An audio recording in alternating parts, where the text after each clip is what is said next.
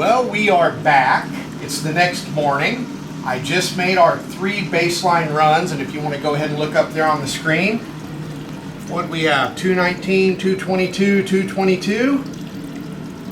We are all warmed up. I am putting 93 octane. Now, we have a marathon station down the street. We also have a Shell station. But so long as it's a top tier gasoline, and we'll put some info in the long description about top tier gasoline, it doesn't matter which one it is because we've tried them back, forth, and they make the same amount of horsepower. So basically what I'm doing now, I'm going to go ahead and top off the tank so that we can start mapping the Power Commander. Why am I topping off the tank? Because we do most of our mapping at wide open throttle or held throttle positions. And I'll tell you what, these supercharged bikes will absolutely drink the fuel if you're in the gas. If you own one, you know what I'm talking about. So anyway, I'm just going to top this off. But you know what, before I do that, let me stop here and I want to mention something. If you watched me map this bike with the stock ECU previously, you'll notice that basically, even though I was at 100% throttle, it ramped up, it went over here for a little bit, and then it came back here.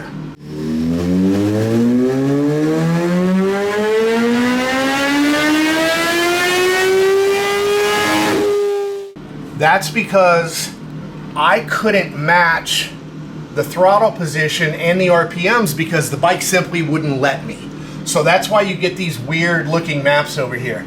And this area here, that's all cruising. It's controlled by the closed loop part of the ECU. And even if I couldn't get in here and map it, the ECU is going to measure the air fuel ratio sensor, the narrow band, and it's going to say, are we rich or are we lean?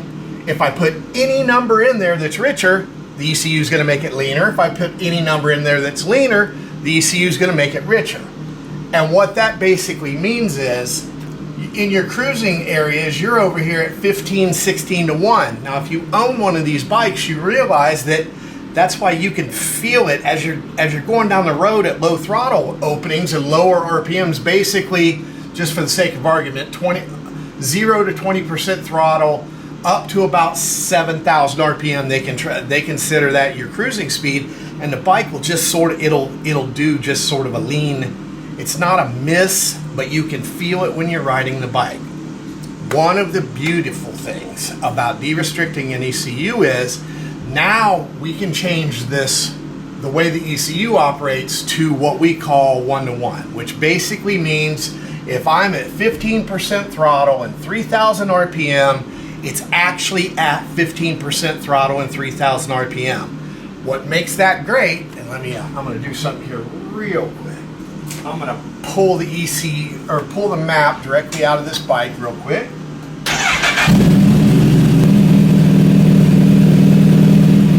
Okay, here a minute ago I went in and made sure that we were 1-to-1, and basically what I could do, I set it at 10% throttle, I set a target air fuel ratio, and it went ahead and mapped in this area where I couldn't even get to before.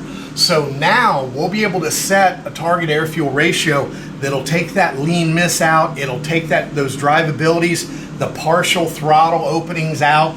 It'll make it much smoother, and the on-off transition when you give it gas, let off gas, so forth, will also be much smoother because now we can control every cell in this map. So I'm going to get finished up here. I'll show you what we're going to do to get set up to go tuning.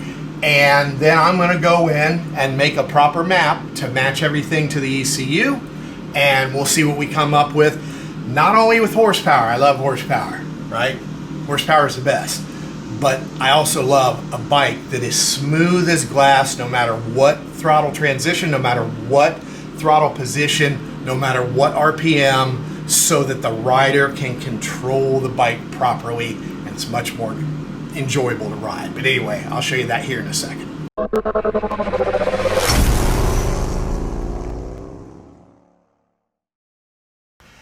Okay, how do I explain this while being beneficial to the intermediate and knowledgeable guys without making The beginners shake their head in complete and utter confusion. I'm going to try, so bear with me. Now, I'm not going to go into great in-depth detail here. If you get into our Jixzilla series, I went into crazy detail on creating a fuel map for a Power Commander using a Model 250 dyno, the eddy current brake, and Dynojet C3 tuning software using Tuning Link. So if you just can't get enough, go there. What I'm going to tell you now is just the basics of what I'm going to do. So as I mentioned before, this is basically our restricted ECU map. I went in, mapped it in the 100% throttle column with a couple pulls, and then I went in and made sure that we were 1-to-1 so I could map it here in the 10% throttle column, which basically means all of the rest of this that I did before, really, I'm going to make all that part of it 0 and just start again. So we're going to start fresh. This is the fuel map itself. Now, where do these numbers come from? Well, we set a target air-fuel ratio. And if you look here, you'll see different target areas. You want them to be a little bit leaner in the cruising area. When your buddies are behind you at a stoplight, you don't want to choke them out with black smoke. Then you get a little bit richer, and then at wide open throttle, you get a little bit richer. Feel free to look at these numbers all you like. Here's some confusion. These are the numbers that we set to get the dyno and the tuning software to do what we want. And when I say that, when you're parked on a dyno in a static atmosphere, you typically have a Venturi pump, which is nothing more than an air pump that's sucking the air-fuel ratio, for lack of a better word, internet police, leave me alone, out of the pipe. It measures the air-fuel ratio, and if it doesn't match the target air-fuel ratio, the dyno will automatically go in and add or remove fuel in that particular cell. We're in 250 RPM increments at that particular throttle to try to make that map perfect. So how do we know that? We come over here and you can see this is blank because I haven't started yet, but this is the percent error column. So if I'm in the 100% throttle column, I start my pull at, let's say, 3,500 RPM. I set my target at 3,500. I whack the gas wide open and you'll see the cursor come over to 3,500. It'll go past it just for a minute. The dyno will automatically put its brake on to get me to 3,500 RPM, and then the dyno will gradually let the brake loose. I'm in 100% throttle. I'm not changing anything. It will gradually let the brake loose so that the bike travels up the 100% throttle column only, and it will go as high as I tell it to. I can always back off the gas. It'll go up to 14,000 RPMs unless the rev limiter on the bike won't let it go that high. This particular rev limiter is currently set at 13.2, I believe. So once it gets there, it'll stop the run, and you'll see the cells. They're either going to be red if they still need to be adjusted, or green if they are within the tolerance that I specified. Now, I could spend days telling you about all our setup. Quite frankly, I'm not going to do that because one of the advantages of purchasing from Brock's Performance is you get Brock and you get the crap rattling around in here. So because we know how to use this so well, our customers have a natural advantage. Now, if you have somebody else's pipe or whatever, feel free to use what we are showing you here to make your situation better. But I can tell you, I'm not going to tell you how to outrun our customers. It's bad for business. I'm going to tell them how to outrun you. So anyway, I'm going to go ahead and get started, sort of show you what's going on. Unfortunately, because this is a CAN bus situation, the bike has to be running, which means all the fans have to be on, so I can't really narrate.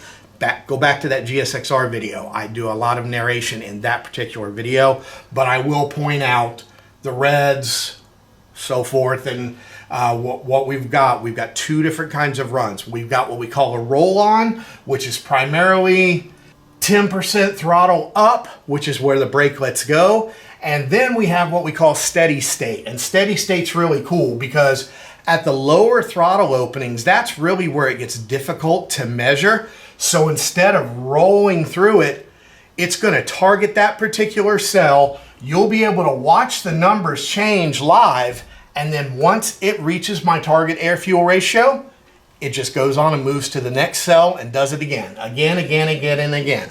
All I have to do as the operator is make sure that I'm in the correct throttle column, because if I'm trying to map the 60% throttle column and I give it too much gas, well, then it can't match 60 because it's not in 60, it's in 80, etc. Same thing with steady state. And then I also have to watch as the operator the temperature, the coolant temperature of the bike. We try to keep them between 190 and 200. We try not to go much above that. If it does go above that, I'll just sort of stop, let the bike idle, let the fans cool it down, and I'll start again. So anyway, enough talking, let's do it. Check this out. I think a lot of you guys who've never seen it before are going to be like, wow, those Power Commander things really can do a nice job if you know what you're doing with them.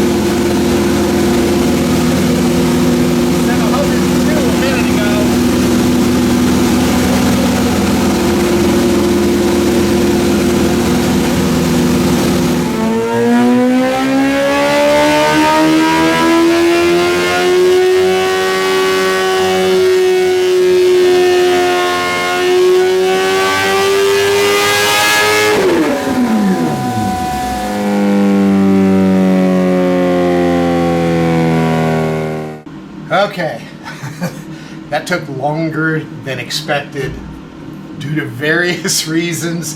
Doesn't matter, we're professionals, right? We get it sorted. I wanted to show you something here. Basically what we're doing, I'm cooling down here. The room temperature here a minute ago was 102 degrees because we've been using the eddy current brake. I was gonna go ahead and do a power run, but everything would be all messed up at 102 degrees and the humidity is only 24% when we know that outside the humidity is really nice. It's 44%, but this would make just for a false reading. So we're gonna let everything just sort of settle down here a little bit. I went through about a tank and a quarter of fuel just to make that one map and over 100 miles on the dyno. All right, what I would like to start off with is showing you the difference between two proper maps. Now, what's a proper map? As I mentioned previously, and I had to do different screen caps because these don't stay up if you have any changes going on, if you have to change anything in the program. But according to Dynojet, all of these green cells are mapped perfectly to my specification. Now you're gonna find a couple areas down here where it was a little convoluted. Okay, 60% throttle, 12,000 RPM. When am I gonna be there? I don't know, with a really big girlfriend on the back, going down a really, really big hill in the wrong gear. So we don't really worry about that. We try to get it as close as we can. And our original map that we started with, the one that we send for ECUs that aren't restricted, it was all green in these areas, and this is what we ended up with.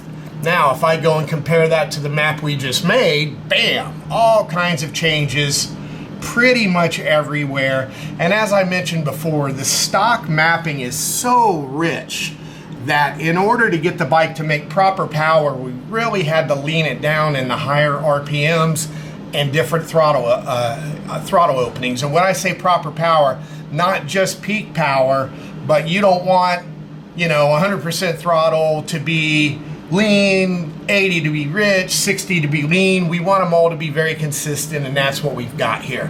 So what does that mean? If we compare the difference between the two maps, anywhere where you see a 0 is where the map stayed the same. So basically it changed absolutely everywhere, and you can see the majority of the changes are definitely in the higher RPM. So what I was gonna do, we'll continue to let things cool off here a little bit, and then we'll go ahead and see where we're at, go make a power run, but also check to make sure our air-fuel ratio is in a nice area and stays there. When I say nice, we were 15, 16 to 1 previously without the de-restricted ECU.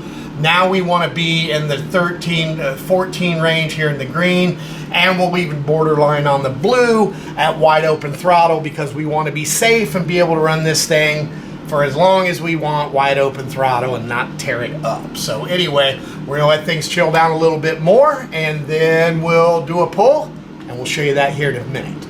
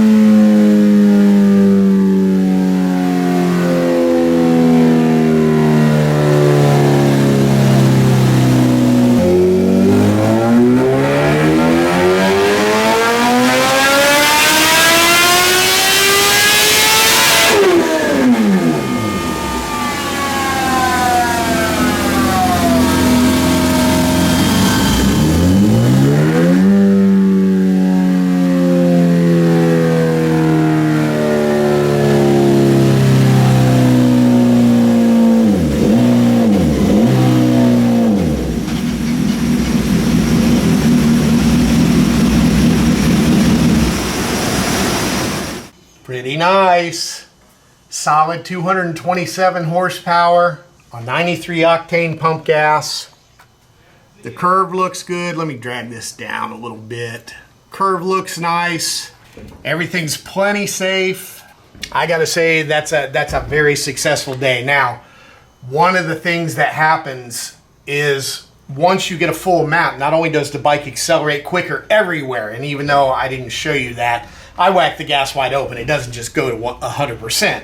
It has to go through other areas of the map. It does that quicker, so the bike naturally accelerates quicker also. So basically, where we are right now, I'm really excited to put this thing back together and take it out and see whether or not I can even ride it on the road. I know turning everything off is a really, really, really bad idea. I learned that from the H2s.